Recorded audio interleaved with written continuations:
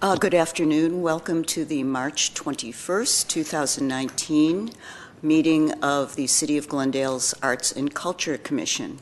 Roll call, please. Commissioners Oshagan? Yes.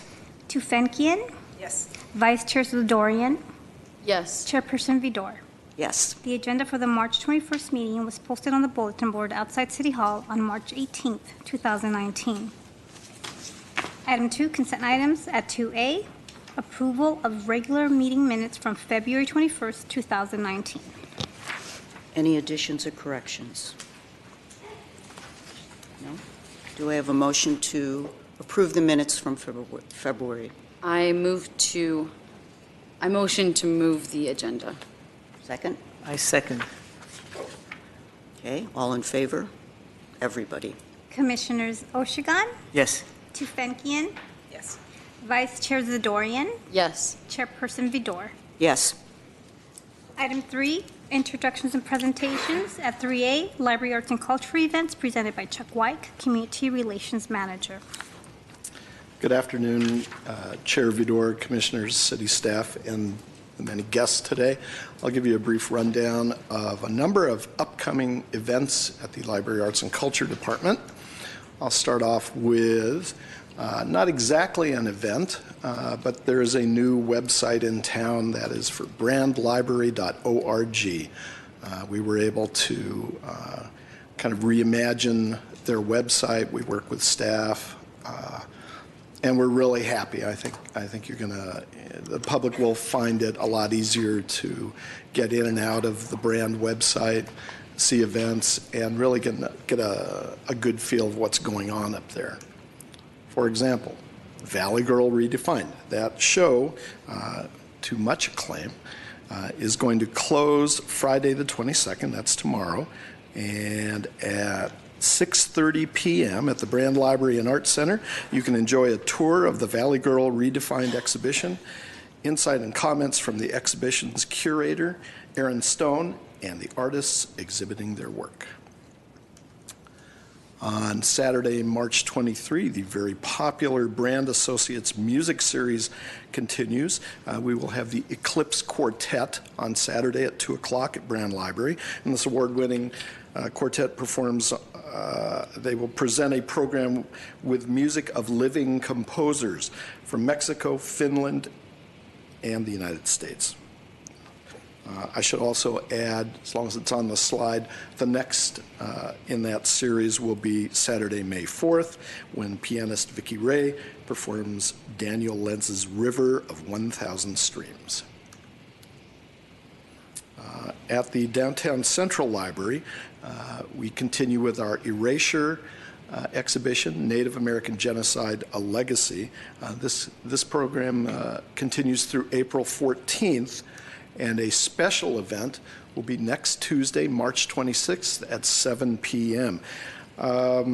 We will have a panel of Native artists, writers, and scholars exploring ways that they have worked to encourage new voices and new perceptions in order to open paths for future generations of Indians.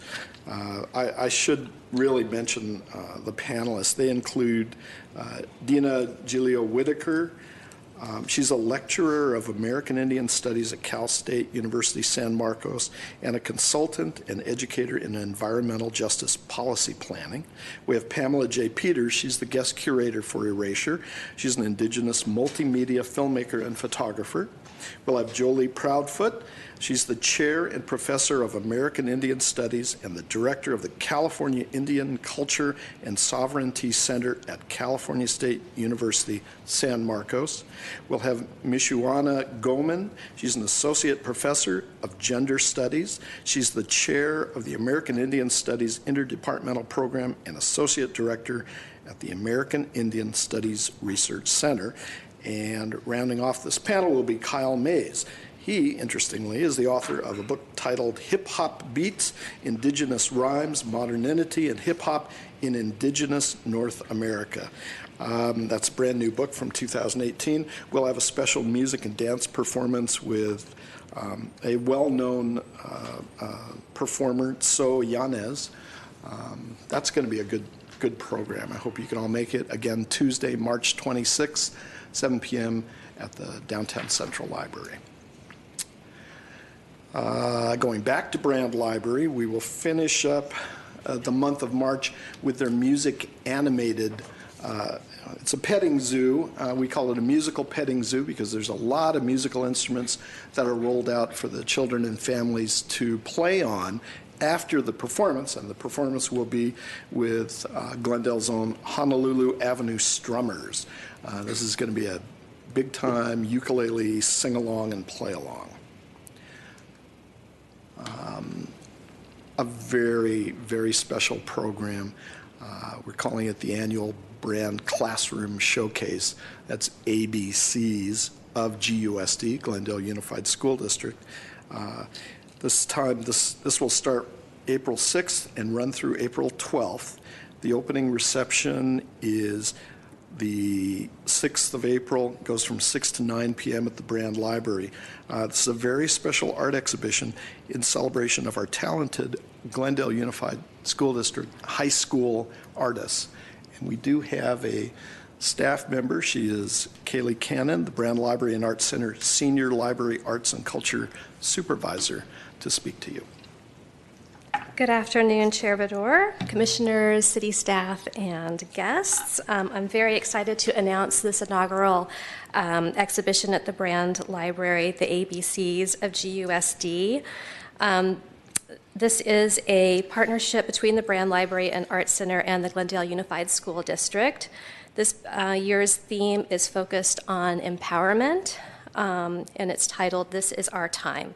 It features a wide range of artwork from students from the 5 public high schools in Glendale, and will include works of photography, painting, sculpture, and installation will be represented. And this is a culminating event of a larger program that provides interested Glendale High School students with an opportunity to learn directly from local art professionals. This year, students were invited to meet with Brand Gallery staff, the Walt Disney Art Collection Manager, and the Huntington Library Chief Preparator for a unique hands-on interactive learning experience.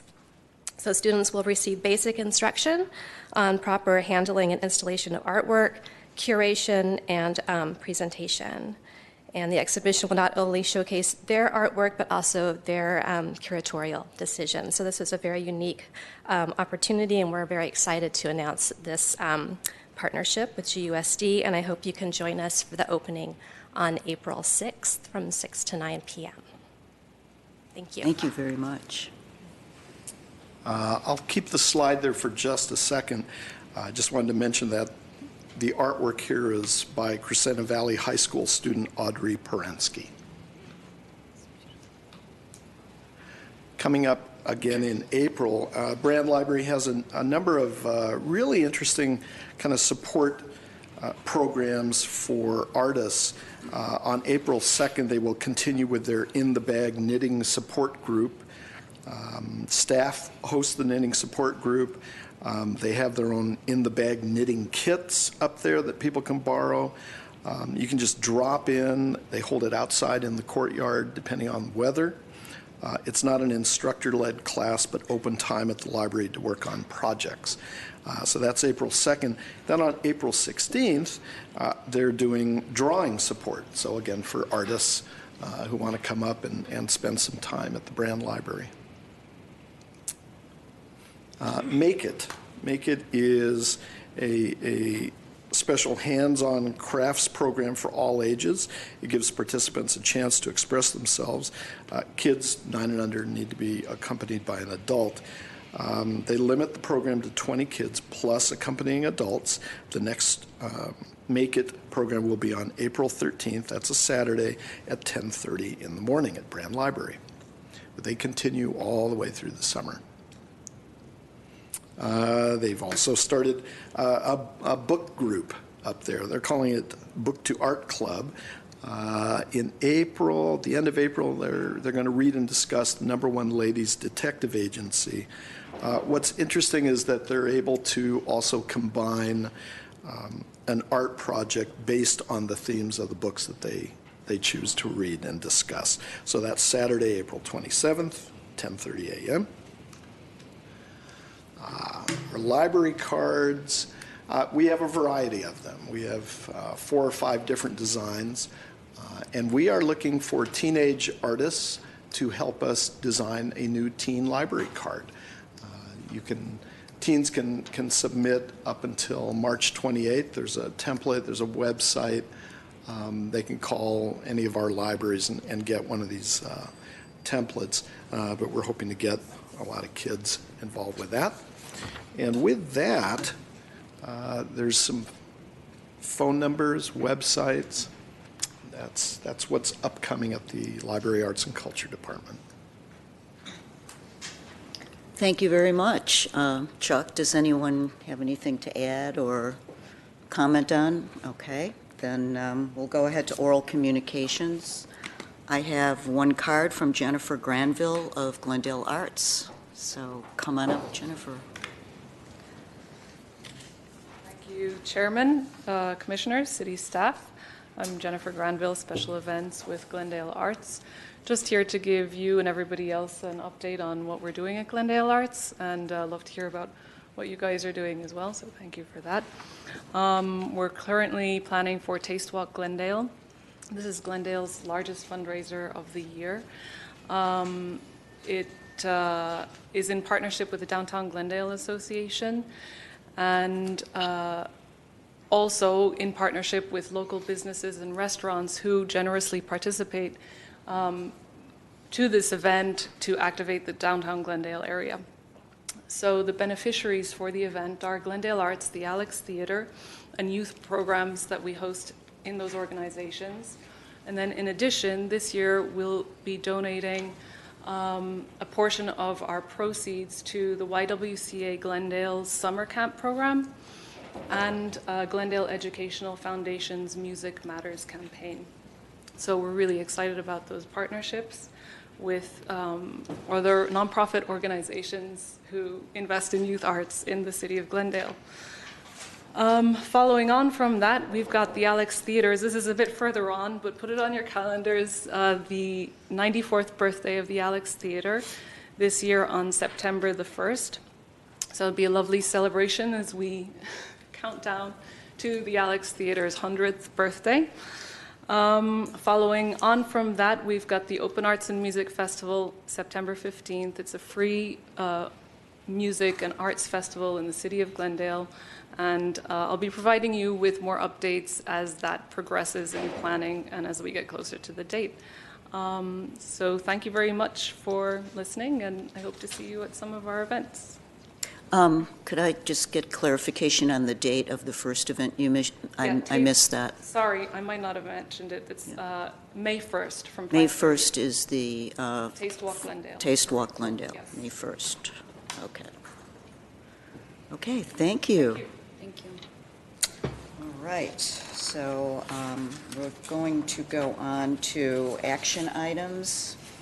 So would you Isn't like? there another We have one more card. We have another card? Oh, okay. David Young. Poster contest. Oh. Is this, Armin, this is an oral communication. Is it? Armin Avedian is the other card that I have. And there you are. Under oral. That's an oral Oh, communication. so sorry. Okay, Okay. thank you. Okay. Yes, okay. Mr. Avedian, please come up. I didn't realize this was an oral communication. It is an agenda item. Okay, Actually, so okay. perhaps I'm in the wrong spot. Well, that's okay. It's the first action item, I think, yeah? If it's, if this is part of the action item, then we can take it under the agenda. I think it's the Okay. first action item.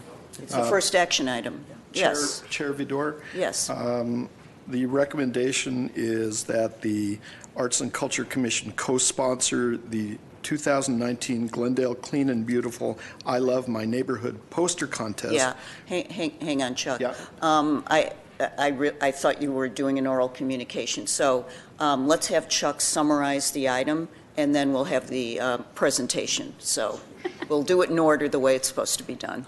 Okay. I'm sorry for the confusion. Go ahead, Chuck. Hold on, you got the Item wrong- 5, at 5AA, GUSD Commission of Art, I Love My Neighborhood, TK through 6th grade poster contest, co-sponsorship, 2,500 opportunity.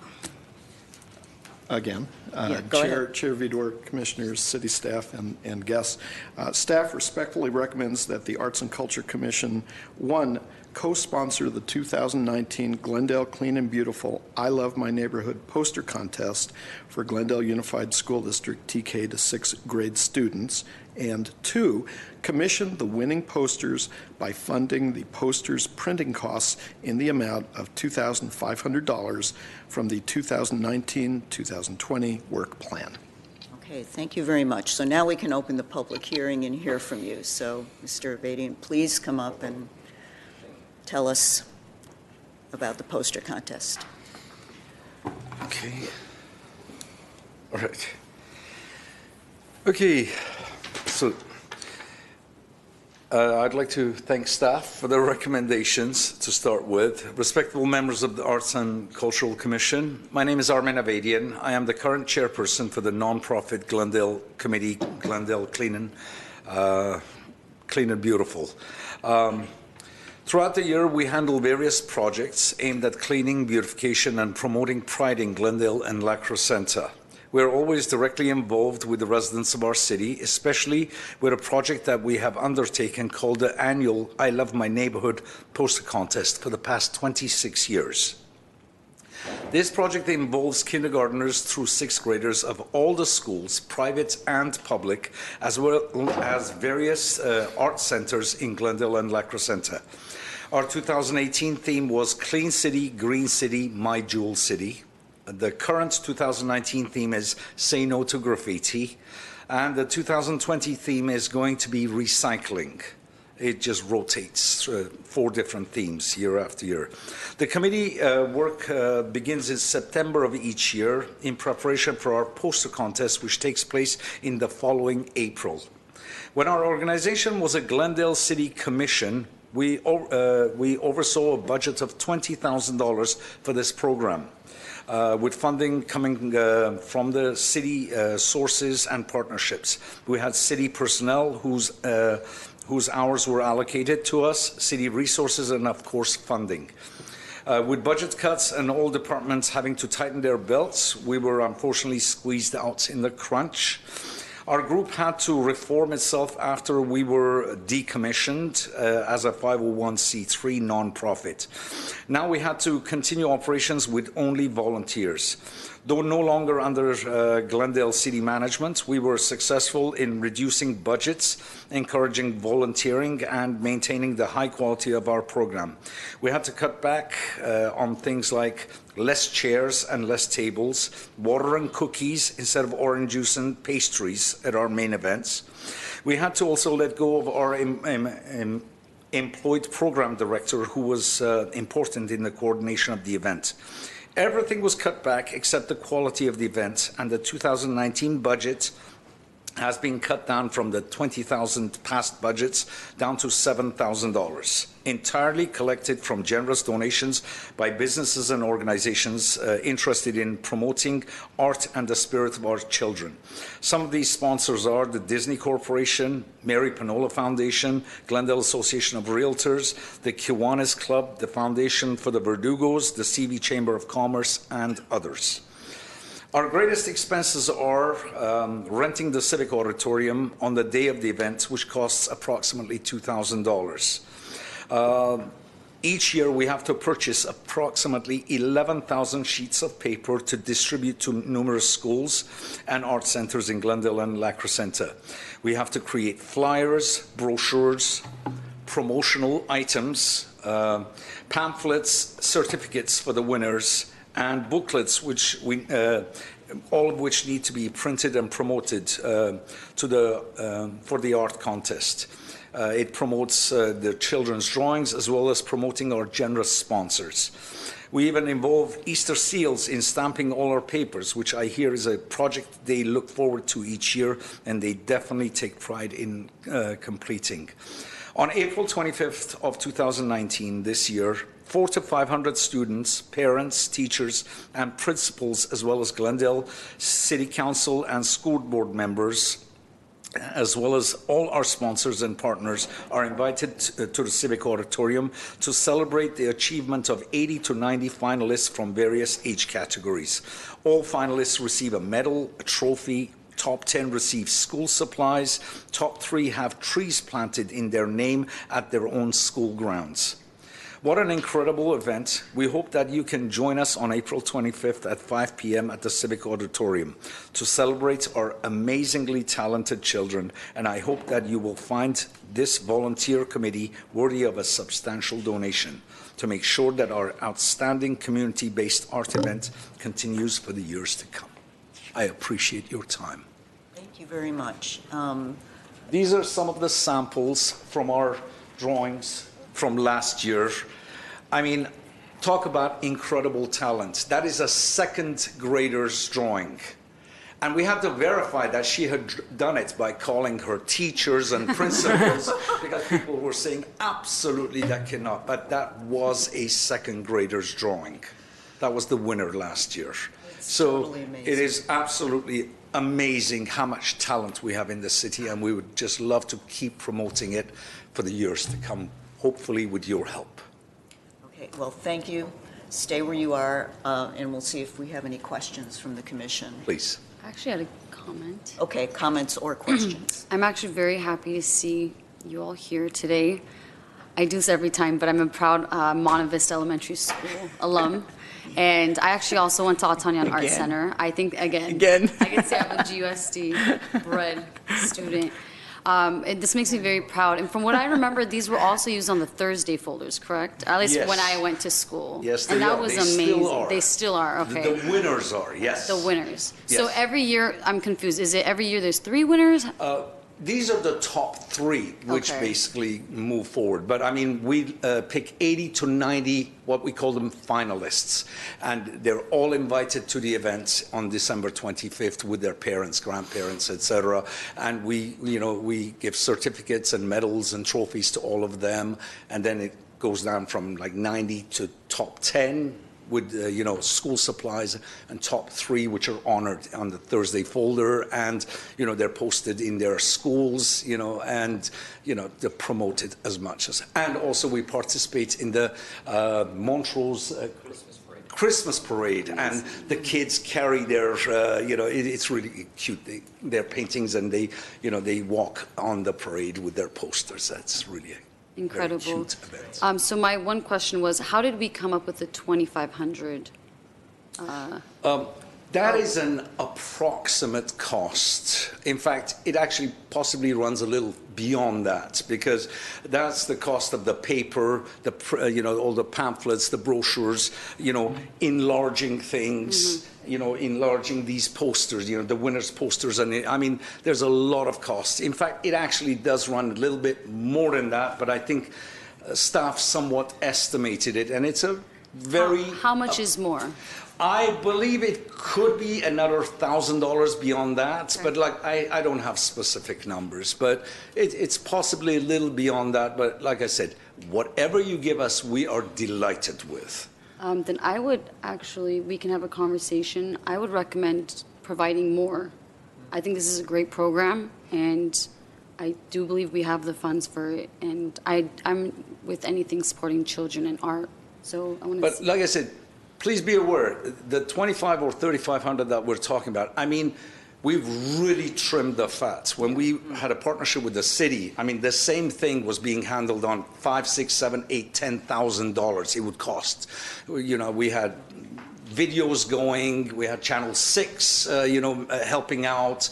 And I mean, like I said, it's been really, and everything is volunteer-based. I mean, nobody gets paid for this. It's incredible. So I'd like to know what you guys think. Go ahead. Question. So this is to sponsor the event as well as all the production for the event on April 25th, is that right? Our event is costing, right now it's costing, and we're estimating about $7,000. That's what we've cut it back to, cut. 7,000 is like absolute bare essential. I mean, so there's no frills, there's no nothing. I mean, you know, I myself, for example, I bring 10 gifts for the teachers, and we raffle off gifts because there's no budget for that. So I just say thank you to the teachers by raffling off 10 gifts to the teachers. I mean, it's literally that trim.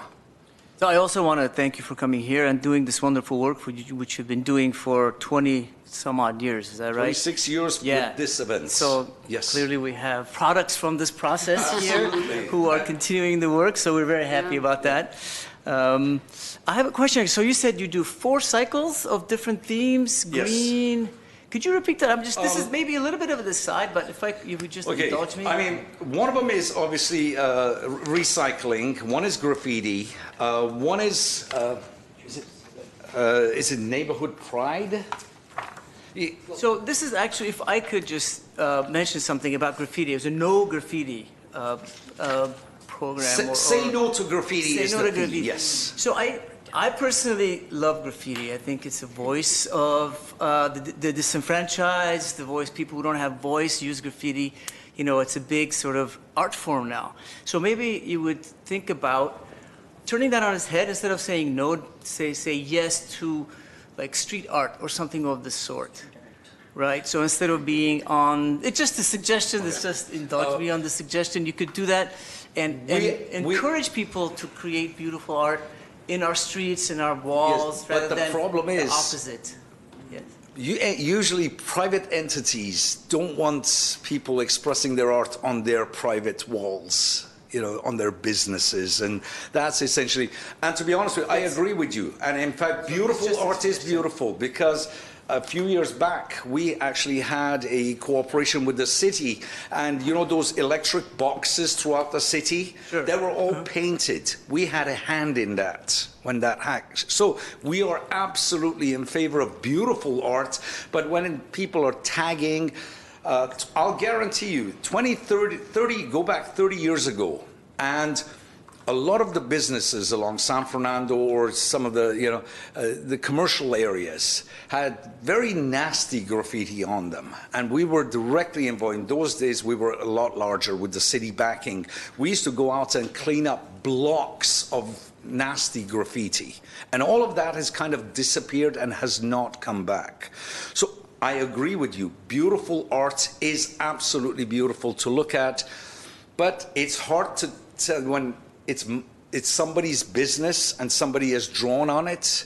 Does he find it beautiful, or does he prefer just a plain wall? Well, as the idea of a poster contest, imagining public art or murals, this is the theme of the contest or the theme of the poster, then the kids could create art that's public art, street art, and things of this sort that they can imagine that could be in the city. That's just sort of the idea. It's just a suggestion. We don't have to continue. Like I said, I agree with you. You've been doing this for 20 years, much longer than I am. So. Beautiful art is absolutely beautiful to look at, but beauty is in the eye of the beholder sometimes. Thank you. Caroline, Madam Tufenkian, who we'll get to you in a minute. Thank you. Well, actually, I taught at Shamlian school for many years, and we did this project with my students for quite a few years. And that subject did come up. Well, you know, who says that graffiti is not beautiful? But I think that's a very that's a discussion to be had. But I think, you know, with how I explained it was that we're looking at tagging. So, you know, that's something that needs to be cleaned up and so on. But I have to say my students always enjoyed this project, and, you know, thank you for continuing this and doing this and being here today. Thank you. Okay, I just have a couple questions for you. At the beginning, you mentioned several sponsors, Disney. Could you, I have two questions about that. One, are these sponsors of this contest? Yes. And is the ask from a sponsor $2,500? So We have various categories of sponsorship, but obviously we won't say no to anything. Sure, of course, yeah. The largest category, in fact, I had a brochure which in the rain I kind of rushed out, forgot to bring it. Our largest sponsorship level is $5,000. Okay. And with that, you get a full page in our book that we put out for that day. Then there's 25, perhaps you have it. There we go. One copy of it. I'm not reading my material. Okay, I see this. No, So I guess no, what I no, want to I got it. ask, and you don't have to get into the weeds of who's doing which type of Right. sponsorship, but with all the sponsors you have thus far, how much money do you have and what is the gap?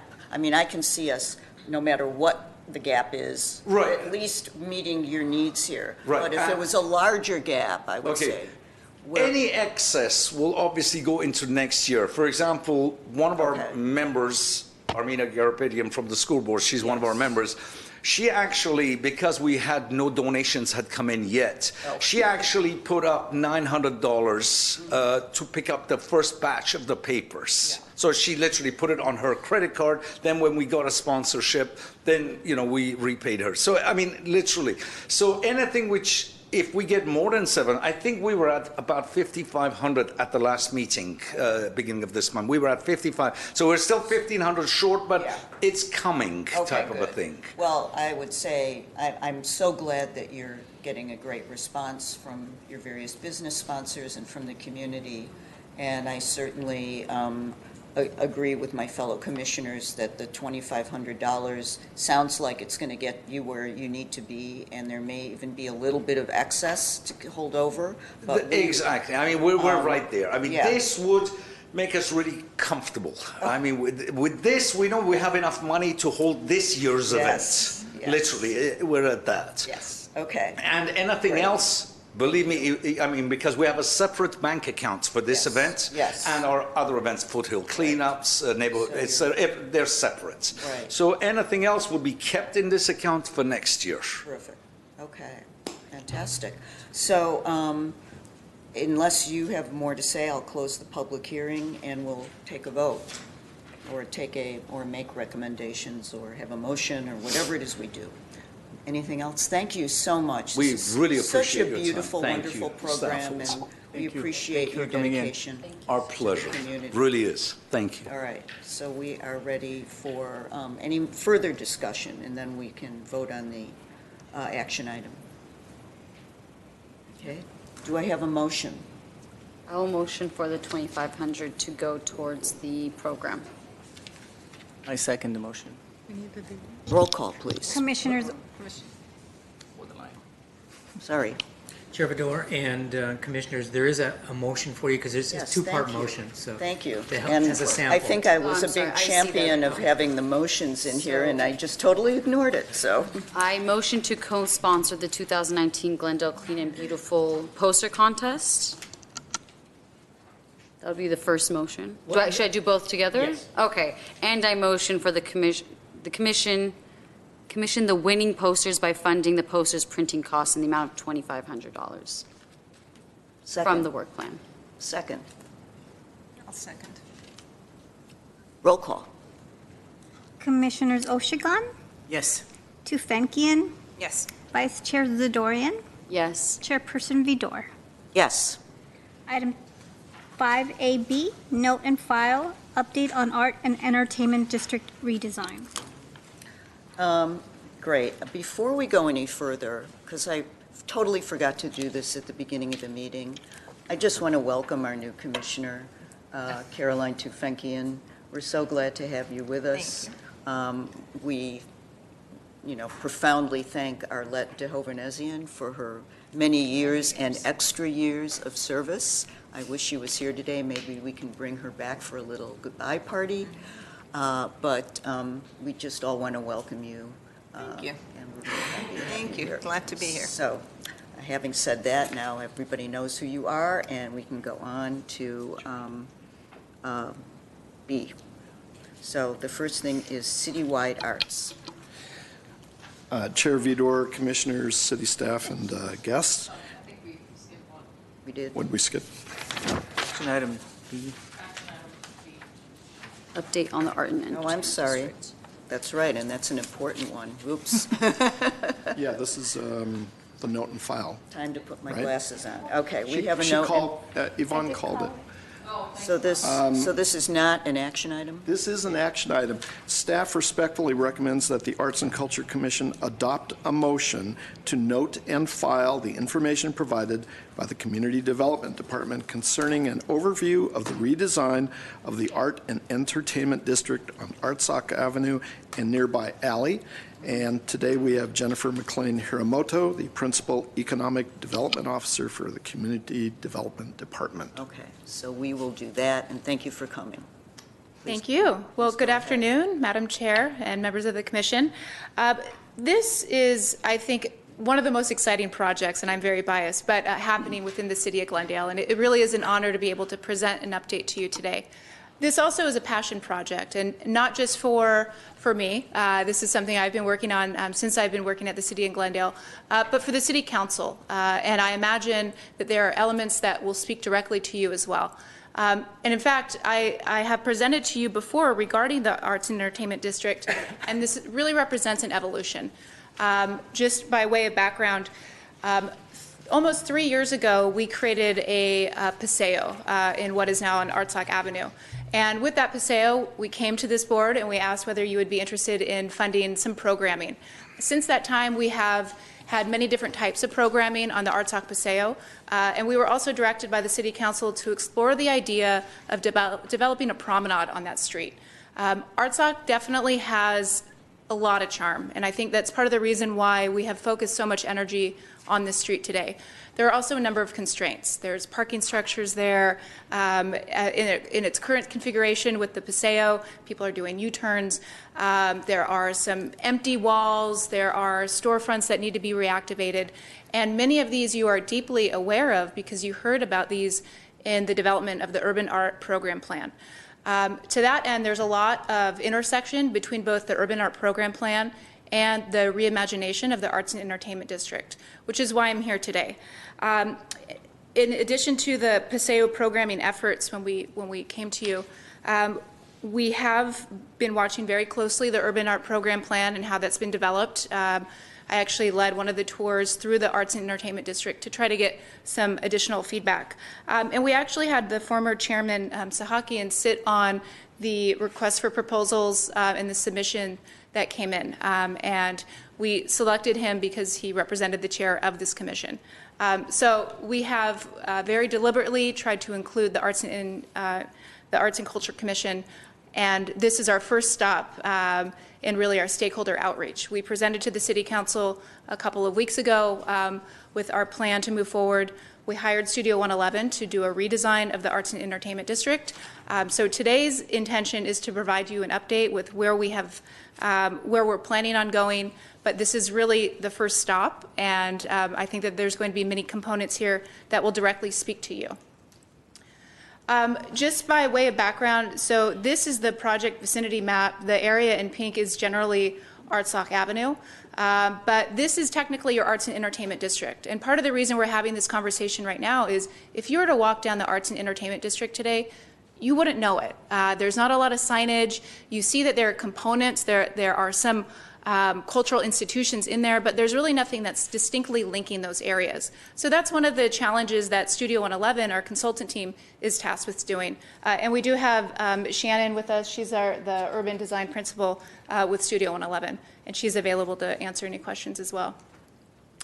So as we get started, one of the questions that we had for the City Council and one of the questions that we will have for you and the community is, what do we want this place to be? When we say arts and entertainment, what are we talking about? Do we want this to be a place for adults? Do we want this to be a place for kids? Do we want this to be an artist colony? There are a number of images that I'll run through today, and again, these are intended to just be thought-provoking, and we're asking you to keep these in mind, and we will come back to you following our stakeholder outreach as well. So as far as the adult playground, I mean, there are images here that are looking at breweries or comedy clubs, a place where maybe we can have open containers. An artist colony where this is some of the murals that you were speaking about, or maybe digital projections.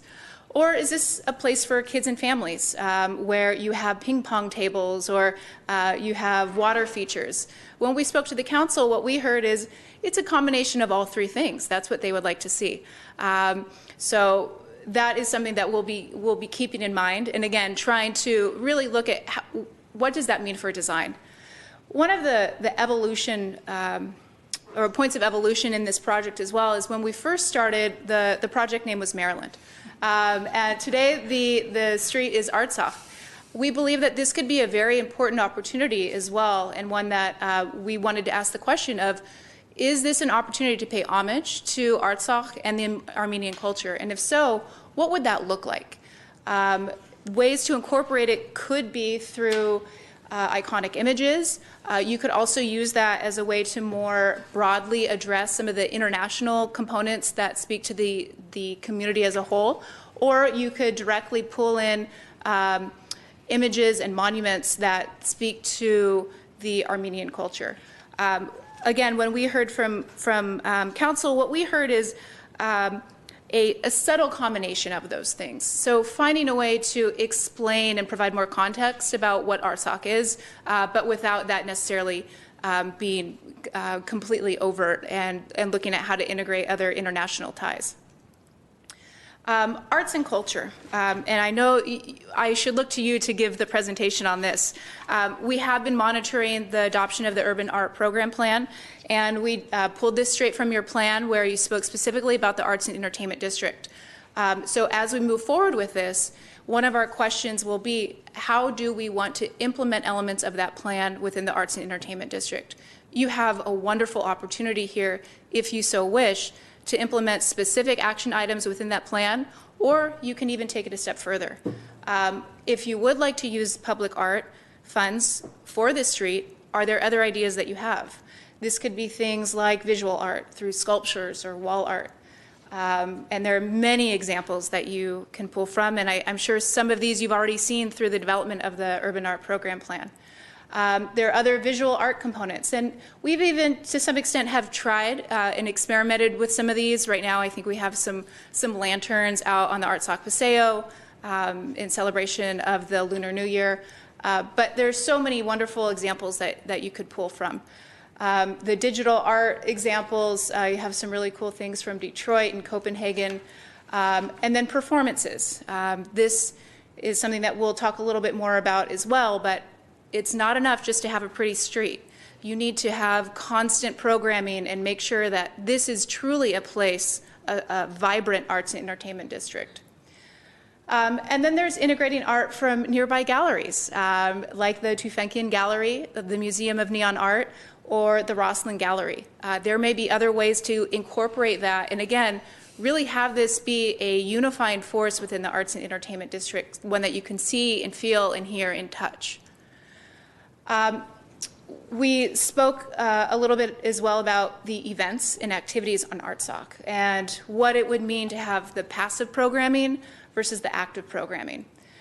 Again, what we have done, and you have seen this through the evolution, is just through passive activities. Right now we have tables and chairs up there, and it's amazing. People go out there and they just sit, and it's a great place to be. And what we've heard more and more from the community is that they want urban park-like settings. And it's amazing that that charming little street can provide that. So there may be other ways that we could build upon that, but also using integrative art pieces as well that also are functional. We can also look at ambient music, lighting, games, play elements, and some of these things, again, we've experimented and will continue to experiment with as well. And then there's the active programming. I'm not sure, I believe many of you were at the Dia de los Muertos event. That was a phenomenal example of how a well-done event can turn out and really activate that space. And despite some of the functionality concerns with the present Paseo. So that was, I think, a really great example and something that we would like to see more of. And you can also have regularly scheduled events as well. As we move forward, there are other key design moves, and these also mean they will be expensive. So as the council and the community puts in their requests and vision for what they want, part of our skill set will be hearing what the community really wants and then hearing what they do not want. So whether it's identifying, is this a place for public spaces for events and gatherings? So we've seen, for example, that folks really like that Paseo space. What can we do to help preserve that and make it more functional? There may be other ways to pedestrianize the street, or maybe elongate some of the sidewalks as well, and using some of the design features like zero curb cuts. Interactive water features. Right now, there are some water features on Artsakh. They're barely functioning, and I think that we put plants in them during the holidays. So those might be a question for us of, is that the highest and best use of our water features? If we do want water features, is there another way that we can do this? Should we get rid of what we have right now? And then iconic art pieces. So I imagine, as the commission, you have many ideas on what iconic art pieces could look like in that area. And again, what's really great about some of these examples is that we can also experiment, which is what we've been doing. We've found that we can do some of these with a low-cost budget, and we also have that there's an alley that is just west of Artsakh. It's currently a service alley, but if you were to walk down it with a little bit of imagination, you can start to see that this could be another zone, and maybe that's where you focus your efforts for more of the adult zone, where you can have open containers and activate it with some of these iconic art pieces. And moving on again with some more iconic pieces. So another component could be gateway signage. So I mentioned before that if you walk down Artsakh Avenue, you wouldn't know that that's your arts and entertainment district. Gateway signage could be a great way to do that, and there's many examples from around the globe of how they have done that. So this was a very speedy overview of some of the things that we're considering. And I'm happy to pause and go back to any of the slides. Just to mention as well, and part of the reason why I'm here, is to invite you to a community workshop. We will be taking elements of these and bringing it to life on Artsakh Avenue on April 27th from 11 to 2. And asking the community, asking the kids, asking the parents, what do they want to see, and really drilling down some of these components in a fun way too. I think we have ping pong tables lined up and big blue blocks, which will mean something when you see them. But so there will be other ways where we're really looking at getting feedback, and of course we will be going door to door to many of our stakeholders as well. As far as the project schedule goes, we will certainly be coming back to the commission with an update. Once we get the stakeholder feedback and the community input, the Studio 111 design team will be coming up with some preliminary conceptual designs. Some of that is not just on the warm fuzzy, the art components, but traffic studies. Does this work if we were to create a one-way street and use the parking garage as a thoroughfare? So there will be some of those. Council will be updated on June 11th. After that, we will bring that back to the Arts and Culture Commission. So with that concludes my presentation, and I would love to hear from you, your thoughts and opinions and passion, I hope, for this project as well. Okay, that would be great. Who wants to start with some comments or questions? Go for it. Thank you so much for coming to see us and talk to us, Jennifer. I know that you can hear the passion in your voice in this project. You've been in it for many, many years, and we hope that it'll succeed to the point at which you imagine at some point. And we appreciate the fact that we're second on the list of where you presented this, and it's okay if you went to the city council first. That's all right. So if it's our place here to make any suggestions or any ideas that we could tell you, and maybe you could integrate, or maybe you could think about as this plan is developed. And so the original idea of the three different ways to create public space, whether it's the adult space or the public art space for the kids. I think, for instance, if you could go back to that, that'd be great. In my opinion, like number 2 and 3, the kids for a place, an artist colony and the place for kids and families, I mean, those could be very easily integrated because there's lots of very, very interesting and interactive public art that's also kid-friendly.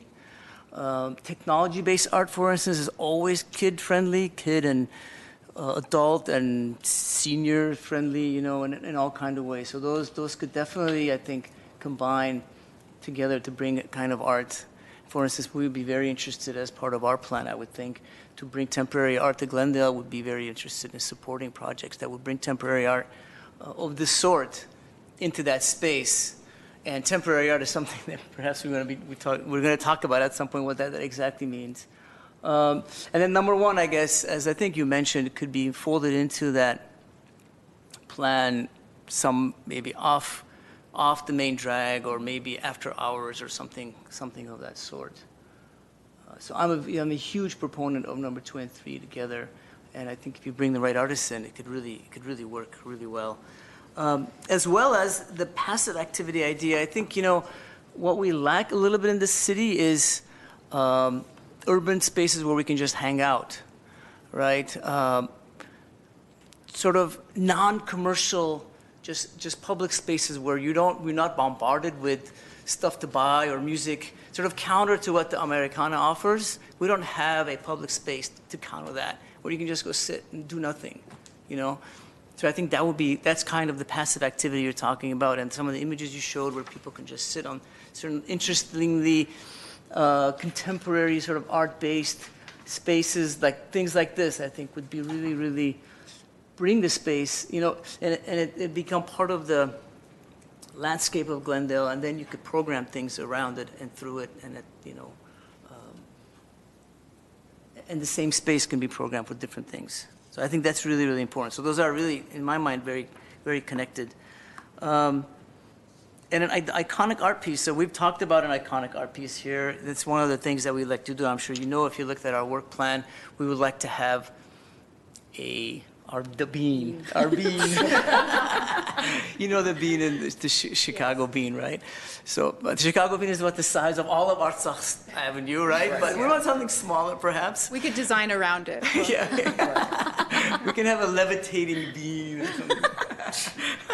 Anyway, I mean, I think we would be very, very interested as a commission to, if possible, to bring an iconic, permanent art piece into that space. Which could, I mean, because we don't really have right now an alternative kind of space, and this would be a perfect place if that works. So I think that would be something that we could really talk about. And the last thing, the idea of integrating Artsakh, I think it's really important. Not so much, if you go back to those pictures, it isn't so much that you want to bring things that are, for instance, in Artsakh, like this statue or this sculpture that's very specific to Artsakh. But I think you want to bring something that's the idea, or that sculpture in Yerevan is by actually Spanish artists, right? You want to bring the idea of Artsakh, which is the idea of liberty, the idea of fighting, being an underdog and fighting against unbelievable odds to bring something that's yours and to make it your own. So I think you want to bring artwork that's associated to that idea, and I think that will then connect to what Artsakh at least means to me, and I think to most Armenians. Thank you. That's it for now. Who's next? All right. Ara, that was beautiful. You worded that beautifully. I'm almost getting teary-eyed. Thank you so much. Your presentation was incredible. You definitely have a passion for this, and I've been to Glendale Tech Week, so I know that you really put all your everything into what you do. So I trust you with this completely. Wow, thank you. The teamwork makes the dream work here. So. And everybody who works with you, of course. I love these ideas. I think this is really a great way to just know that something on a small scale like Artsakh can be pretty much blasted around the city. I mean, you covered everything that we talked about, whether it's neighborhood arts and the cultural aspect to that, or permanent pieces, temporary pieces. I mean, this is what we discussed about doing all around Glendale, as well as gateways into the city, and knowing that you are at the Arts and Entertainment District, knowing you're in Glendale, which is going to be an art hub for the city of LA, California, and the States. So this is great, incredible to look at. I can't wait to see the next steps and what we have come to us later down the line. Obviously, everything that you covered is incredible. I mean, the artist colony, the adult space, which we don't have a lot of in Glendale, which would be great. If you look at Pasadena in certain areas, they have that, a nice relaxing area. You go on Art Talk right now, there are those tables and old men sitting around, and if you go to lounge at Urartu, you can have a coffee and sit outside, but there's not actually that much space, so that would be great. And where is the water feature that you're referring to? Well, right, I don't even as I know mentioned, that. right now, we're using it as a planter, but I don't think I've ever seen it. it's near the entrances and exits of the garage. There are these like granite features. They're not functional right now. Okay, I'll look Yeah. out for it next Yes. time. So I am very happy with this, and I look forward to seeing what you come up with later down the line. Thank you. Thank you. All right. Well, I agree with what both Ara and Savannah said, so thank you. And thank you for being here and such a great presentation. I think having a combination of all three would be very important. I think, it should be easy. It should be feasible to have somewhere that could be entertain kids and artists and, have something for adult playground as well. So I think that it just takes a little juggling, but I think it should be feasible. For that one iconic big project or sculpture that we want to do in town, maybe this is not the place to do it. Maybe we want to do it in somewhere else, but definitely having some public sculpture there would be important. And I think maybe having that, what is it, the archway, the gateway, that would maybe be a good way to delineate, okay, that we're entering into an artist district. And also, I think, looking at what kind of businesses we bring into that area, because I think there's a lot of empty storefronts right now. So looking at who comes in and, what kind of businesses we attract, I think that would be very important as well. So I think that's it. Okay, well, I'll also add my thanks and appreciation for such a wonderful, exciting thing to look at and the promise of what this is to become. And I was on the tour when we had that public outreach event and we divided up into groups and we all did different things, and several of us went along with you and we looked at the area. And one of the things that rose to the top, which I'll elaborate on, was the lack of color. Part of the thing with downtown Glendale is it's a very beige place, and it's a beautiful place with a lot of potential. But everybody in the group said, if you want to appeal to children and adults and artists who may put their businesses and enterprises there, making the place exciting visually, that will appeal to everybody. And the first page, when I turned it over and I looked at some of the colorization of the built environment, and I've seen amazing things being done with that in places like Pittsburgh and other towns where they just paint buildings, and it doesn't have to be figurative muraling either. It can just be color and geometric and, designs and forms and shapes.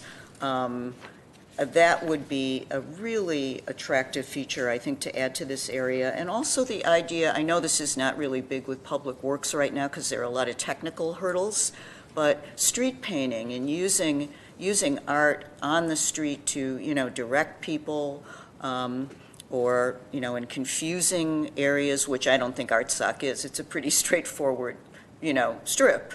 But nevertheless, this view you have overhead of the street itself being painted, I think we can go a long way with color in ArtSoc. I tend to agree with Ms. Tufenkian about the idea of, I think we need to look at our iconic permanent art and really thoughtfully address where we may or may not put it. But the concept of a gateway seems to be, as one piece of permanent art, to come up with a really interesting creative gateway. And maybe this, art sock representational that, deals with the issues of liberty and freedom, maybe that concept could be worked into a piece of gateway art so that speaks to that issue. So I think, all three, kids, adults, artists, I would love to see. I know there was talk about a comedy club.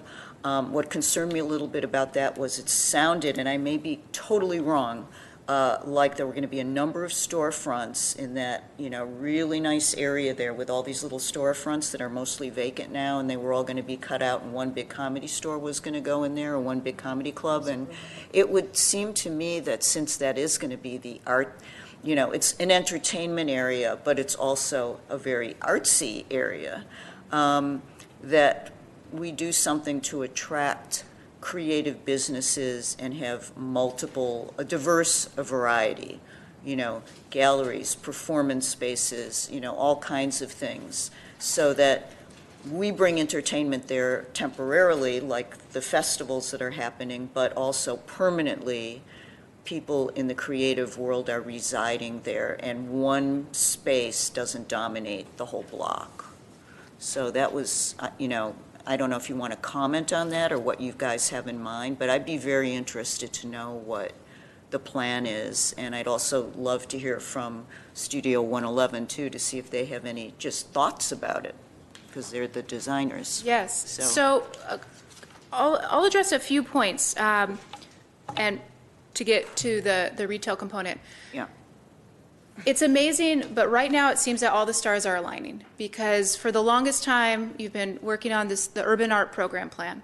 Meanwhile, it was actually the former redevelopment agency that owned those retail units, and only a few months ago did the city actually take ownership. That move finally allows us the chance to re-tenant those spaces, and that took years. Meanwhile, you have the redesign of the Central Park block and the addition of the Armenian American Museum. So all of these things are very important redesigns and signal just a tremendous opportunity to holistically look at the arts and entertainment district and that block.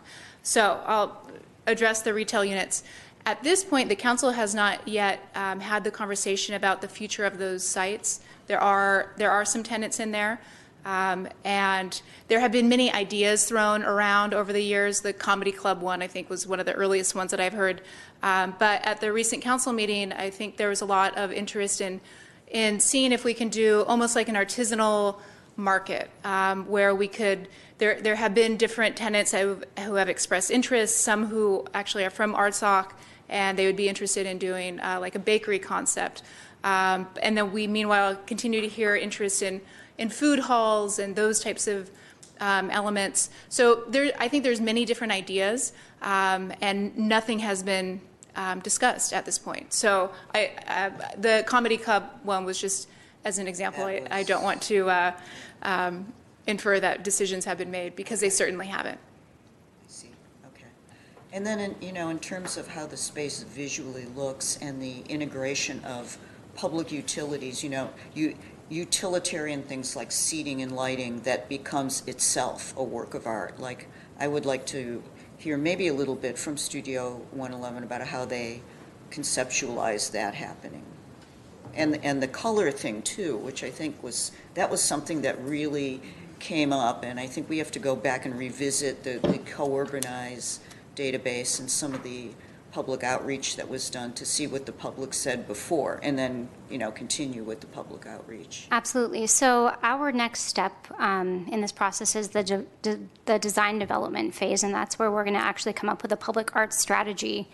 But we do want to move forward with the recommendations that council had to implement components of the urban art program plan, and a lot of those components are having artists provide artistic elements for ArtSoc Avenue. So whether it's seating, lighting, some sort of art installation, we do want to involve artists in that process. And so I think our next step after we present some sort of conceptual design or preliminary design for the street as a whole, looking at different lane configurations, opportunity areas and zones for activation.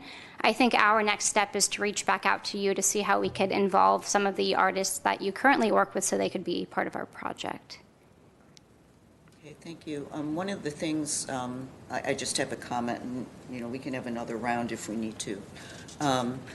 One of the things that sticks out to me when I look around is even when we do try to artify our spaces, often we negate what we've done by having very artless plantings around. And I was wondering how you felt about incorporating green into artwork. I've looked at a number of landscape designs that were, that were designed very artfully, like obviously, artists who compose had a lot to do with how that went. And, how do you see that? Because the basic planter, round planter with kind of a spindly plant sticking out of it can really, I think, take away from some of the beautiful things that you may be envisioning. So are we going to cover that and integrate?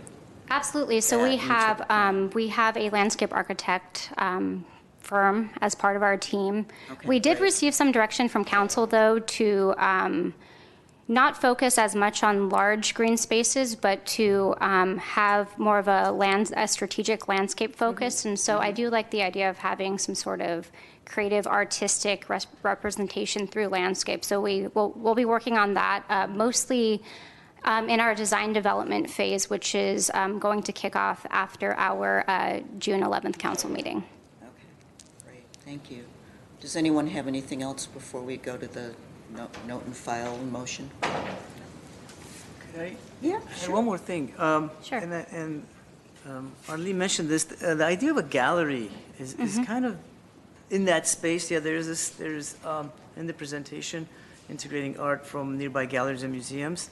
But having an actual gallery or two, or somehow incentivizing galleries moving into that space so you actually have art galleries or cultural art combination, or like nonprofit workshop spaces to also function as, dual use art and workshops during the day kind of spaces on our talk would be, I think, really excellent, really contribute to the artistic atmosphere.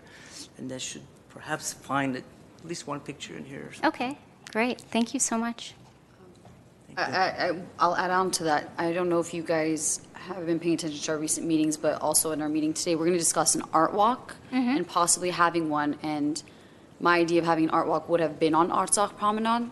So if you guys can just, keep that in mind as you're working on it, and that would incorporate those retail spaces of opening up retail spaces on one day of the month and having art displayed or having a gallery there in place, having food vendors, different kinds of stuff like that for a specific art and cultural event that happens on a monthly basis. So that's something to also keep in mind for that location. Right, and I just wanted to quickly touch on our April 27th event that Jennifer had mentioned. I think we are still in the stages of the planning for that event, but one of the things that we were discussing is having some sort of facilitated, self-facilitated or self-guided art walk so we could recognize the existing art galleries in the Arts and Entertainment District, and so we could definitely incorporate that as one of the activities for that day. Thank you. Thank you so much. Thank you both very, very much. So exciting. So I think now we have a motion to note and file this report, and as usual, I'm not organized and I don't have the motion in front of me, but would somebody like to make that motion? Yes. Go ahead. All right. I move that the Director of Library Arts and Culture, March 21 report regarding the redesign of the Arts and Entertainment District on Artsakh Avenue is hereby received, noted, and filed. Is that right? Yeah. Second. Did we have a second? Yeah, okay. So roll call. Who is the second? I know. I second the motion. I don't think I can second things. Okay. Roll call, please. Commissioners Oshigan, Yes. Tufenkian. Yes. Vice Chair Zadorian. Yes. Chairperson Vidor. Yes. Item 5BA, discussion item, Okay, Two- so now go ahead. 2019-2020 work plan progress.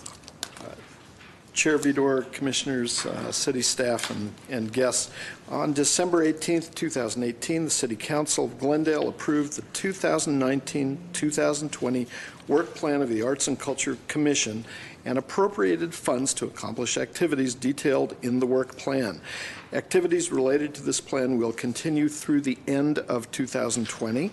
And the following updates that we're going to present here are programs from the work plan that have had recent activity. So I'll start out with the subject of citywide arts. Staff developed and launched a website for artists to apply for the next phase of Beyond the Box utility box murals. Staff chose 15 applications.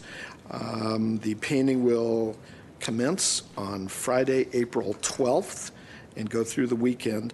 There were 133 submissions. We were real happy to get that many off that website from 87 different artists. So you can expect that to come. We're working through the choosing the locations and so forth. Let me just go on. Neighborhood arts. Yeah. Do we want to, would it be more efficient to go through everything and then have discussion and questions, or take them one at a time? Doesn't matter. Chair Vidor and Commissioner, it's your choice. Okay. I would kind of like to, if anyone has anything to say about this, that we discuss it or ask you questions and then go through them one at a time. So does anyone have any questions about the mural box program? No? How many boxes do we have, and like how many are we going to select from the 87? Or 113? 15? 113 submissions. 15 boxes to paint. 15 new boxes that haven't been painted New boxes. previously? Okay, So like great. 10% of the artists are going to be selected for that work. Great, okay. There are actually more admission boxes out there, too. And what is the expenditure on that? It's $750 per artist per box, and then there's a cost to clean and prime. We have a vendor that comes in and cleans those things out, plus staff time to go around and make sure each box is. And is there anything, Correct. I mean, I think before, if I remember correctly, the commissioners kind of if they were available, went around and, thanked the muralists. And so if we could get the information about that date and maybe get out there. I'll be very happy to give you all that information. All right. Yes, commissioners have gone out before.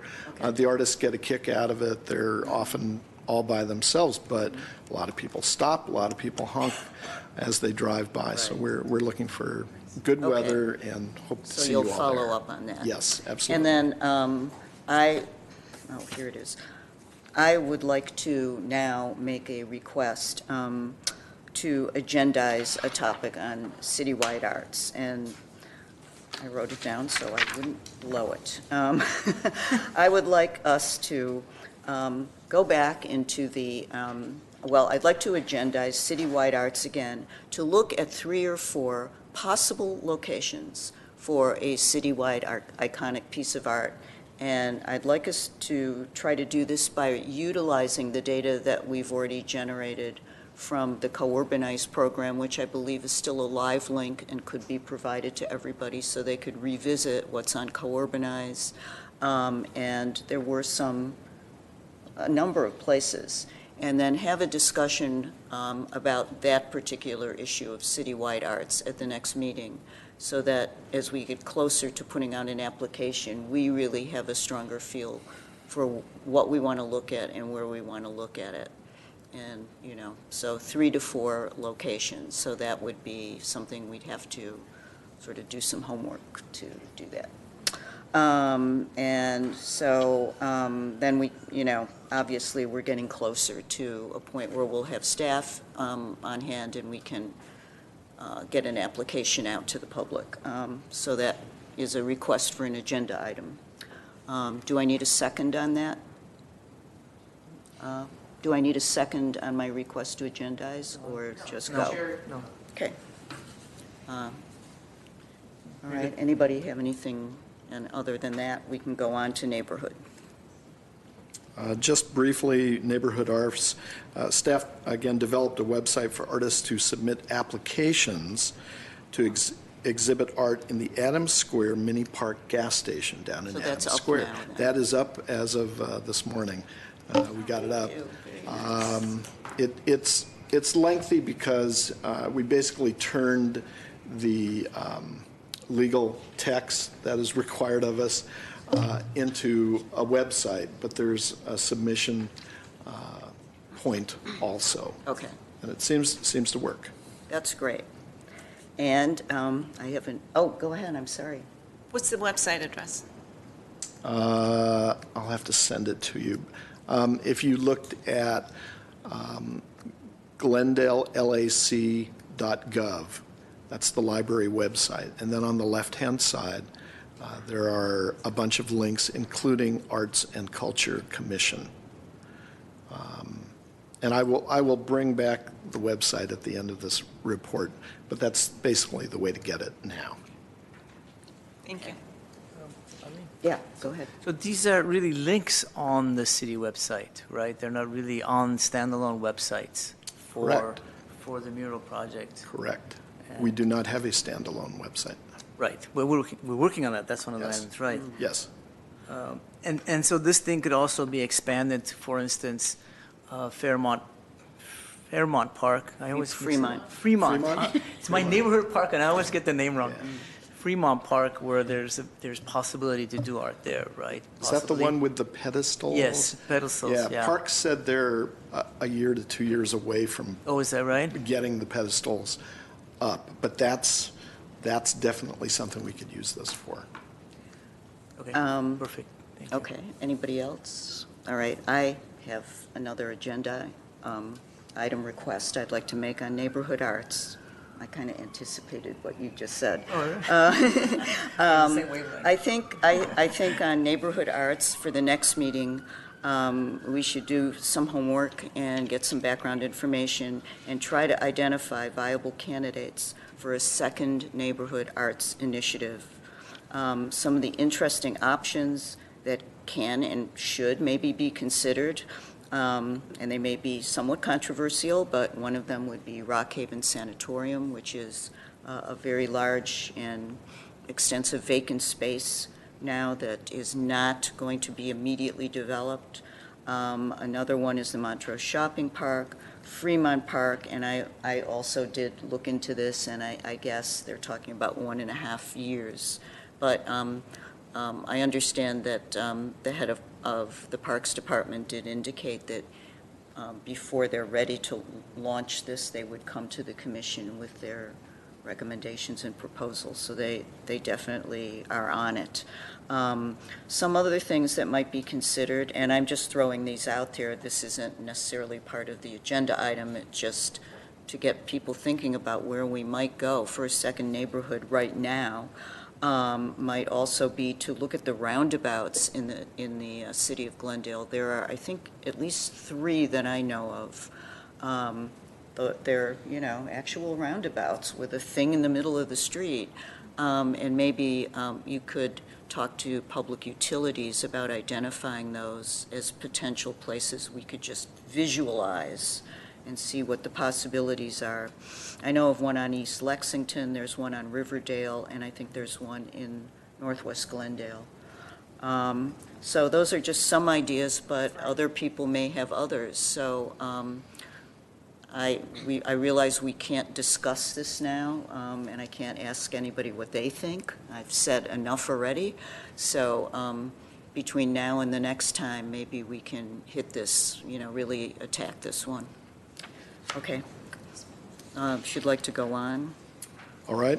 For performing arts, staff again developed and launched a website that musical performers could use to apply for both the 2019 Brand Plaza Series, that's during the summer, and the 222 East Performance Series that continues through the end of the year once a month. We received 100 applications, and actually 110, and staff selected 13 applicants for the Brand Plaza Series, and we are reviewing applicants for the Central Library Series. We were happy overall, again, with the use of the website. Just made it a lot easier to collate and to organize everything. It just did it. Very good. Staff at Brand Library is very interested in the summer series because they use it as a way to expand on the types of collections they have there. As you know, they have a music series. They do a lot of performing arts up there. They do dance, but they don't always get to showcase, let's say, eclectic music, modern music. I can tell you definitely one of the groups selected was a 2019 Grammy Award winner. Yes. Wow. Yeah, pretty cool. And they submitted before they won the Grammy, so they were interested right off the bat. But Blair Whittington can maybe come in and give a little talk next month and tell you what he sees with that series, because there are different, it seems every year there's a different kind of leaning. Last year we seemed to have a lot of swing. This year, not so much. This year the groups are kind of modern, and we're going to attempt to include a younger audience in our outreach efforts. Well, I have a comment about that, and this is going to go in the face of I mean, getting a younger audience is always great, but I guess I'll show my age here. Really embarrassing to have to say this, but I had asked Blair, since July is the 50th anniversary month of the Woodstock Music Festival, Right. which is about as old curmudgeonly as you can get, that, you know, there might be a group that could kind of channel the music of that era, which would be like old music, but sorry. No, Anyway. it's timeless music. Yeah. Timeless music, yes. It's 420 is back, so, you know. Yeah, timeless music. I like that. I did see your note, and I have not talked to Blair about this. Okay. But he's well aware of this. Okay, thank you. Anybody else have anything on performing arts? I guess I have a question. 110 applications were made for 222 East, For both series. or both. Yeah. So if maybe I'm not remembering correctly, didn't the commission have some input in the selection process in the past, or has it always been staff for the performance? I know other stuff we've always To been be part of. honest, staff made the first cut. Every year that I've been there, staff has made the first cut, and then we'd call in a couple of commissioners to review it. And we can still do that with any of these programs. But as you know, April is around the corner for the boxes. On a lot of these, we found that we needed to get the applications to the finance department as soon as possible and get everything in line because it's hard to get people paid. And so to move this along, we went to that website, we collected the things, and we've made what we think is a pretty good cut. But we can certainly bring Blair back in April, if you'd like. No, I have no doubt. I think the staff will make good, proper decisions for the artists, but I think if we can have a process in which the commissioners are somehow involved in selection, or at least have some idea what the process is and who's being considered, I think that would be very beneficial. Sure. I think the last two commissioners to help with this were Arlette Derhovenessian and, no, not Sean. Right. Yeah, so we hadn't had any direction to Right. make those We've been in kind of a committees deep freeze in the last couple of years, but I think since these programs are going forward, I think we should get commissioners involved. Okay. Chuck, this year, they submitted online? Like, we didn't do live auditions, right? Correct. So I think that's also the differentiation. I don't know if you already said that, but we brought them in for the actual audition in person. And this year, we just had online submission. So you would observe their, you'd go on YouTube or go on their websites? Yeah, we asked for film. Film, Chair Vidor, we asked for film, video, YouTube, SoundCloud, whatever we could get. And again, it was just much easier to go through these because we didn't have to decipher anybody's handwriting on this, as we have in the past. All the way along, you cannot believe how much work that was. Paper be gone. Yeah, great. Okay. Anyone else have anything on that? If not, we'll go on to arts and culture events.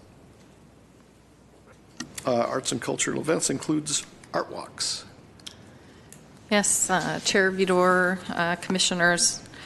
So I'm Nikki Winslow, Assistant Director with Library Arts and Culture. Our director is out of town, so I was asked to substitute today. Part of your report includes some examples that Gary and staff identified in Olympia, Sacramento, Tacoma, and my hometown of Las Vegas, actually. Basically, today what we're asking is for some direction, and I did hear some direction a little bit earlier in the comments to Jennifer about the Paseo as they move forward with the Arts and Entertainment District, but I guess we were looking for some discussion today about what we want that art walk to look like so staff can start moving forward on the organization process of bringing the art walk to life. Because as you can see, is it we want people to drive from place to place? Is it literally walking within one defined area? Is it a free museum day, which you can see is one of the examples? So basically we're looking for direction so that we can come back to you with a proposal of how we can bring this event to life. Thank you. Do we want to have some round of comments? Go ahead. I can start. So the idea of the art walk, I know that we had discussed art tours in the past, and we had also discussed how we can move forward with an art walk in the beginning, and as the commission and the work plan progresses, kind of converting that into an art week, how the tech week has always worked. I know that takes a lot of work, which is why it would probably happen in the future, maybe including some sort of different events, including the art tour, an award ceremony, different types of events all kind of combined into an art week. So starting off with the art walk, I did really envision that to be at the Artsakh Paseo. It's an incredible location. Everything is within walking distance, amazing retail spaces available to use. The art walk that I envisioned was similar to the one that happens in downtown Los Angeles, which is in the arts, I believe it's in the arts district, and it's the first or second Thursday of every month.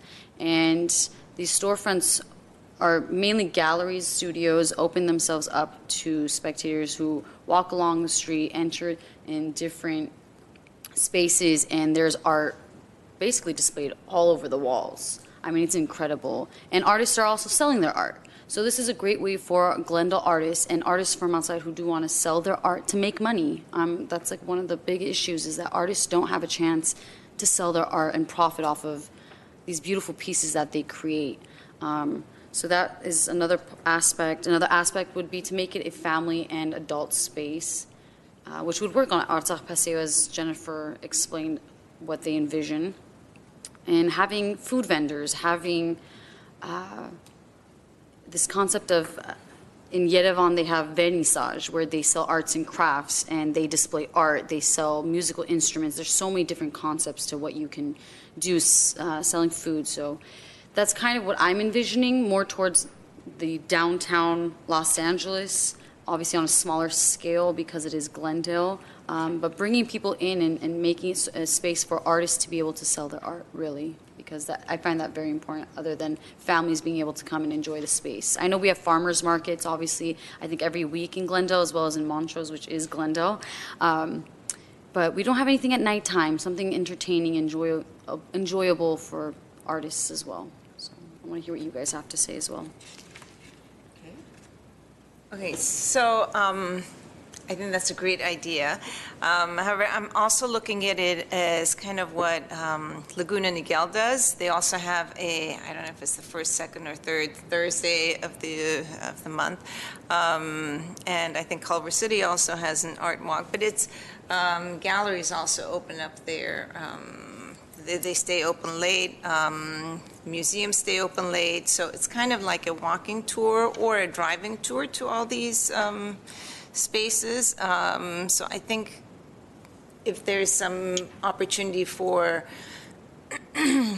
outside artists to come in and use the storefronts and, you know, have their work there as well, but also have the established galleries, museums in town to stay open late, with maybe food trucks and so on on the way. I think that would be really nice. So is this something that we're thinking of on a monthly basis, or?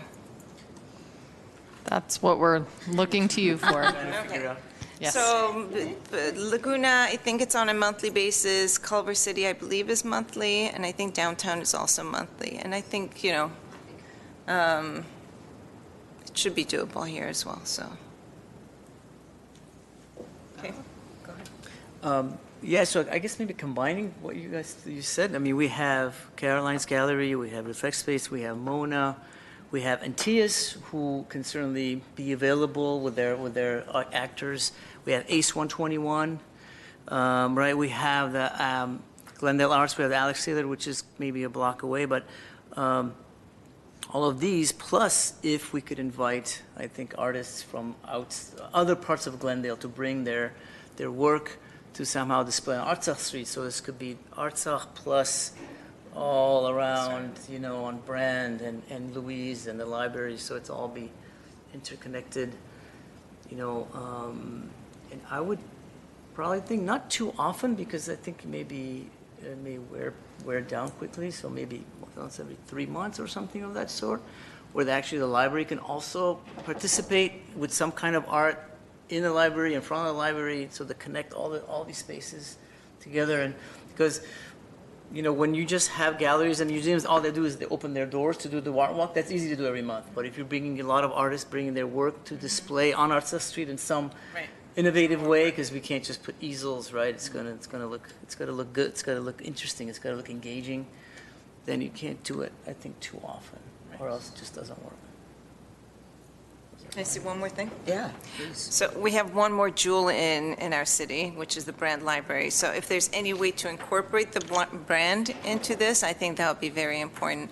You know, I don't know if it's got to be privately, everybody drives up there, or if there could be a shuttle that, you know, goes up and down on a 15-minute basis or whatever. So. Good idea. Yeah, shuttle. I think it's good. Shuttle to Brand. Yeah, thank you. Shuttle the Brand. And I like I like everybody's vision, but I like the idea of sort of like Artsakh is the center walkway promenade of the thing, but you have all these wonderful cultural resources downtown. We could have that night could be, you know, we pick it on a night when the museums are all open or the gallery spaces, and that may be the night that museums are free or whatever. We have food trucks. We have possibly artists displaying in temporary spaces, which is a great idea. I would prefer, I guess, in the interest of really being artful, to not have people setting up these tent booths in a long row. I think that's a very markety looking thing, and that's not what we want to do. If we're going to invite people to exhibit their art, it should be properly mounted in temporary spaces that can be open for people to go in and look, but that we think very carefully about what the Artsakh Plaza is going to look like during this thing, and make it exciting and decorative. But you know, these artists with their booths, I think it's very commonplace, and it just doesn't look that great. So and Antias Theater, of course, too. So we make a list of everything. It seems like we should pilot it first. Monthly is a really nice aspiration, but maybe start quarterly, and then, if it turns out to be really easy to do, then we can ramp up. But we do one, and then everybody gets together and has a debrief, and then we do another one maybe 3 months later, using all of the places that are mentioned and keeping it beautiful and aesthetically elegant.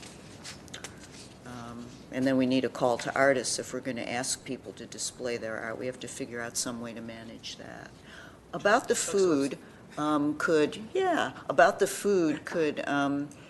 in addition to having some food trucks, could we also engage the food, the coffee house? There's a great coffee house right on Artsock, and then there's also, many food vendors and restaurants that might want to jump on board with this and get involved. And then, once they get involved, the thing could even grow in its geography. So does what we just said help, or do we need to do another? No. That's very, very good notes. I know from being part of the Dia de los Muertos planning, food is tricky. Yeah, I bet. And coordination of that event took like 9 months or something like that. So, and there's even more elements here, to be honest with you. So I do think, which is our next agenda item, having staff to help coordinate all of this will be really helpful. But I do see your vision, and I think I appreciate you letting us know, and then we'll see what we can do to pull it together. Okay. Add one more little thing. Is going off what Arlene was saying. So what we do is we control the space in which things are presented. So we can have a designer or, Studio 111 or whoever we work with to create the space in the Artsock Paseo that is commensurate with what we want to see, what the space is about, contemporary art and these things. And then people just bring and they hang their work. So we control the space in which the work is presented, and so then we can really present something the way we want to present it. You're saying interface with Studio 111 and have them... So design the exhibition space, not just have a bunch of booths, like you were saying, don't do that. So the way to not do that is to we-control the space in which things are hung. Like a gallery, you have your wall, you have the lighting, you have it painted this way. So we design the outdoor space such that things are hung in the right way. Okay. Great idea. Can we go on to Cesar Chavez now? Yes. Yes, Chair Vidor. Just a reminder that the Cesar Chavez celebration will take place on Saturday, March 30th from 1 o'clock to 3:30 p.m. At the Pacific Park, where the library is and the community center. It's sponsored in part by the City Clerk's Office, Community Services and Parks, the Library Department, as well as the Glendale Latino Association. We do have a lineup of performers. They will include Flamenco Olé, the Mariachi Los Calibri, some students from Edison Elementary School right there, and the Ballet Folklorico Mexico Azteca. There's also food while it lasts, so get there early. It looks to be a fun program, and the city's been doing this for a number of years, so we're happy to take part in that again this year. Wonderful. Okay, can we go on to staffing actions now? Mm-hmm. Chair Vidor, commissioners. As we discussed at last month's meeting, we're moving forward with hiring an hourly position. I think it is called the Urban Arts Program Coordinator. It did post this past Monday, March 18th, and will stay open until April 5th. It has been posted as a position that will work up to 30 hours per week. Let's see, what else do I need to say about it? It is being funded out of the Library Arts and Culture budget currently, not out of urban art funds. And once the position closes, we'll be able to review candidates and then move forward with the hiring process, which is exciting. How can we see the job description online? I thought You have it. I thought it was emailed to the It was commissioners. emailed to you by Chuck, right? I think think There was a recently- conversion, you know, there's this windmill, I Oh, could that not thing? access Okay. that. Okay, I will. You can make also sure that get it through our website as well. Yeah, the- You through think the you'd be- city's website. Should we read All it? right, I will work with Chuck to get it. I just couldn't do it. So could you highlight some of the key requirements that have been outlined? I did pull it. No, I have it on my phone. Or do you want to talk to it? Yeah, speak. It's on the thing. Okay. You don't have Well, to I know read it was written based on several other positions. Oh, thank you. One of our employees did research on many other similar positions and compiled it to also incorporate a focus on the Urban Arts Program Plan as well as the work plan that was incorporated into the posting itself. Some of the key components that were mentioned right at the beginning is that it's a focus on development, which I know we've talked about in the past. You know, there is a lot of money in the art fund now, but we need to make sure we hire someone that can help us keep it sustainable and potentially grow it, which would be wonderful. Let's see. As well as applying and facilitating public and private funds, grant application and coordination, fundraising, as well as foundation and nonprofit facilitation. Maybe you should just read the first 3 paragraphs, sort of the overall, if you have not read it, if you haven't seen it. Sure, okay. So this position will be under the general supervision of the Director of Library Arts and Culture with general assignment allocation from other library administrators. This position facilitates citywide cultural arts programs within Glendale. Based out of the Library Arts and Culture Department, the Urban Arts Program Administrator facilitates art and cultural programming involving the Arts and Culture Commission. Realizes the vision of the City of Glendale Urban Arts Program Plan to make Glendale an arts destination and executes the current 2019-2020 Urban Arts Work Plan. A key component of this position is the development, management, and adherence to a programmatic budget that involves sourcing, identifying, applying, and facilitating public and private funds, grant application/coordination, fundraising, as well as foundation and nonprofit facilitation to support library arts and culture and commission objectives to expand the cultural arts within the City of Glendale. The Urban Arts Program Administrator also works with developers, venue managers, artists/artistic directors, local businesses, city departments, the general public, and performers or exhibitors to ensure programs and initiatives are successful and build community engagement. So that's the general description at the very beginning. Then there's also the essential functions of the job, which are many of the things that we've discussed that we were looking for, and is quite a long list, as well as minimum requirements, other characteristics, and the standard things that you'd see in almost any posting within the city. So as I mentioned, it will close April 5th. At that point, we'll review.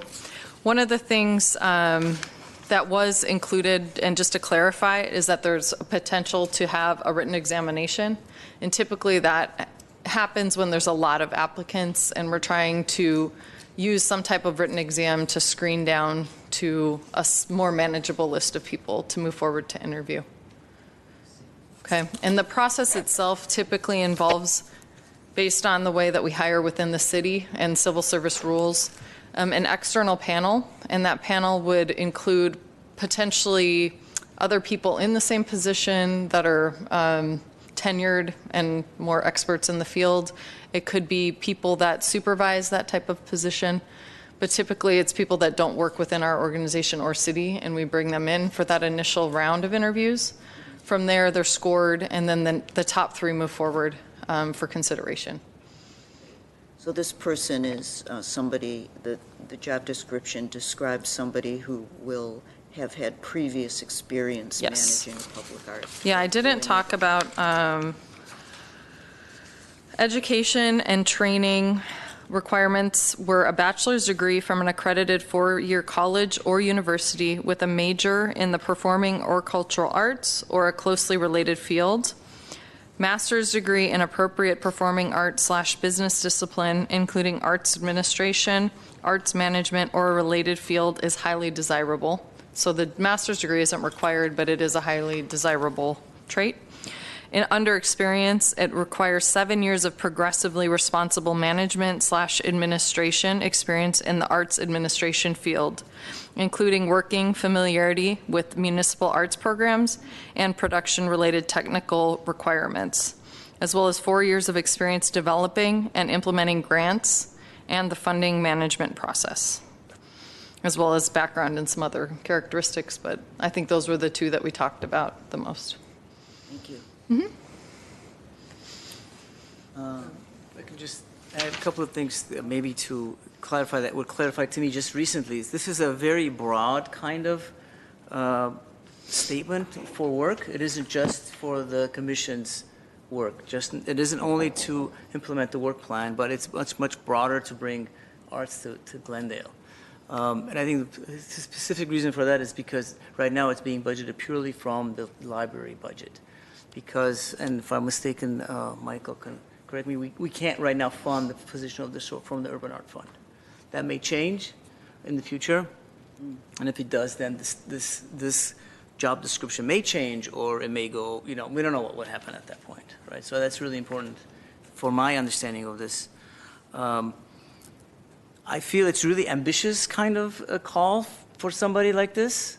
But I think the idea is to try to see who will be interested in a position like this, and then move forward from there, right? So it's kind of just trying it to see who's going to be interested, and I think if we are connected to people who may be arts administrators who may be interested, we should really reach out to them, send it to them, and even though they may not fit exactly what they envision this position could be, they should apply so that we know how to move forward. Right? Did I summarize that? Well, and to speak to scope, based on a lot of hiring that I've done over the years, if you don't include it, you can't ask them to do it. So I think a lot of times it's good to have a broad scope like that. And I can promise you that based on the work plan we've developed, I'm pretty sure that will be the complete focus, at least when we get them in place. But again, I think with most job descriptions, you want to make sure that you have all potential task work or things that could be asked of them, especially when it comes to civil service positions and working for city governments. That makes a lot of sense. And I would hope that we would emphasize somebody with, or favor good qualified candidates who have municipal public art program experience. So, anyone else? Just for the people viewing, where can they find that application? Is it on I'm not sure if you stated that, if it's on the Glendale website? Yeah, I mean, if you visit the city's website, which is glendaleca.gov, and then follow HR and open positions. You do apply for any position in Glendale through governmentjobs.com. That's another place. And if they go in there and search Urban Arts Program Administrator, they'll easily locate it that way. But yeah, good question. Thank you. Okay, thank you. Next. Okay, marketing and outreach efforts. At least one of our commissioners knows that staff met with a web developer to discuss design preferences and identity and identify a short list of web pages and navigations for an Arts and Culture Commission website. The director is also working with city management to make sure that this is a good idea. We're gathering the content. We've sent the web developer off to give us another round of information and something to look at. Ara, did you have any comments about this? I wasn't actually in that meeting.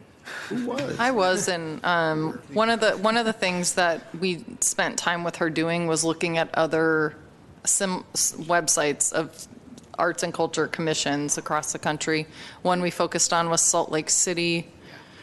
I don't remember. There was like 4 or 5 of them. So it was an interesting exercise to, remember the framework that we had last month that we showed you, the basic elements that we want to see on the website. She has that, as well as visually we're looking at what looks nice. So, or what we all agreed is important. So I think the next step will be for her to study them and then put something together and then come back to us. She's the same designer that we're working with on the Reflect Space website as well. Which is why I remembered Ara being at the table. Ara was not It was there. the Reflect Space. Okay, You mixed up the website meetings. yeah, so does anyone want to say anything or ask any questions or have any comments about our website? No? Okay, we'll look forward to that. So where are we now? We're on commission staff and comments. Item 6, commission staff comments. Comments? I do. I actually have it written. I know that you did introduce Commissioner Tufenkyan. I just want to take this opportunity to thank, congratulate, and welcome a few people. First, our very own Shan Sahakyan for his service. I hope you're watching this. He was and continues to be a pragmatic leader, devoting his time and sacrificing a lot to make Glendale a better place. So I want to congratulate him on his new position as Executive Director of the Armenian American Museum. I wish him the best of luck. I know he's going to do an amazing job, and I guess congratulations on his new baby. So Susanna and Sean, congratulations. Next, I want to thank Arlette for her years of service on the commission. I'm not sure if she's the longest commissioner on the arts and culture. She might have been. Yeah. She was here a while, and so I love to thank her. And for welcoming me with open arms when I was appointed and everything she's done to make Glendale great. And finally, as we say goodbye to 2 members, we introduce another. So I want to welcome our newest commissioner, Tufenkyan, who many in the community know pretty well already in the art community. But I want to say we're very lucky to have you, and I look forward to working on everything commission related and outside of the commission. I can't think of anyone more qualified to take this position, so welcome. Thank you. Thank you. Glad to be here. Can I just repeat what you said? You can have your notes, you can have your phone. Say what she said. We will miss Commissioner Sahagyan, definitely. He was very pragmatic, very logical thinking, and leading at the same time, leading by example. And we were all very happy to follow his lead last year that he was chair and throughout all the years that he was commissioner. So we will miss you. We will also miss Commissioner Devanesian, who I didn't realize was the longest commissioner ever, and she's been through thick and thin, because at one time you know that this commission almost didn't exist, and she survived through that and came to, brought our commission to this point. And I also appreciate her always, her straightforward thinking and not mincing words when she spoke. She spoke very clearly and from her heart all the time. And as we lose, I really need your notes. And we wish them luck in their future endeavors, and we welcome Caroline Tufenkyan, who have known for many years and person that I work with in the art world and different projects, curation projects as an artist in her gallery. She is at the forefront of the arts in Glendale, and we welcome you to be on another front of Glendale arts to collectively move Glendale forward and make Glendale an arts destination. So, Thank you. Thank you. Look forward to working with all of you, and it's glad to be here. Thank you. I can't top what they just said. Get the notes. So I think I'll just say I echo the sentiments of both Commissioners Zadorian and Oshigan, and say that maybe we can bring Shan Sahakian and Arlette Hovernessian back for a future commission to just formally thank them and maybe certify our thanks in some way. I'm glad that Caroline Tufenkyan is here. We're almost like war veterans together because we've sat on a commission together for many years already, another commission, and I just welcome her back with open arms. And I think that it's going to be a very busy and productive year for all of us, and really looking forward to all of us working together. And thank you all for the support and the help that you're giving us in everything we do here. It's a big team effort to get this urban art program going, and we're going to do it. So that's it for me. I do have a comment, and it's also another agenda item, which I couldn't figure out where to put, so I'm putting it on commissioners' comments, but why don't I just sweep around and we'll do all the other comments first. So does anyone have any comments? I do. You have more comments? I just have one comment I wanted to make. So I was appointed several months ago, and I know I had discussed with several of the commissioners at that time when I met with them individually that there were some sort of subcommittees on our commission for specific projects, and that they were appointed to each one. Let's say Shant was, or I think 2 commissioners per project. I know Shant and Harai were on the utility box project. So I wanted to know where we stand with that now, because since I've been on for several months, we haven't discussed who's assigned to what project. If obviously we all want to take part and visit when any project is happening, but I also know that Shant was appointed at one of our meetings recently onto a, I'm not sure what they were called, but the downtown specific group. So there should be some openings now, and if we can maybe agendize to have those openings discussed and voted on to appoint new members, if possible. Sound good? Okay. Does that- Thank you. Good one. Arlene, does that? I think that's, I second that. I bless that. Anybody else? I actually have a couple of things. Comments. From both Shant Sahak, and he did apologize for not being able to come today because today was his daughter's birthday. Literally, yes. And former Commissioner Dare Hovhanessian just asked me to say that she did begin her volunteer service on the commission in 2005. Wow. She said she was happy to serve on the board until the Urban Art Program Plan was actualized. She also welcomes Commissioner Tufenkian, as she said she is the best to carry the torch. And she wanted to thank all the commissioners and the dedicated staff for all the wonderful work accomplished throughout the years. Thank you for that. Thank you. Thank you, Arlette. Okay, any other comments? Okay, so I'm going to propose an agenda item for next time. Director Schaefer and I had the privilege of visiting Culver City recently to talk to their head of cultural affairs and her urban art manager. And we really, it was like a big brain dump, and we got a lot of procedures from them and a wonderful book that couple books that they put together. They were extremely helpful. I certainly like to thank both of them. It was Christine Byers and Louise Coffey Webb, who we met with. They were very interested in what we were doing, and I would like to agendize a report that'll include the findings and also the attachments of the documents that we received.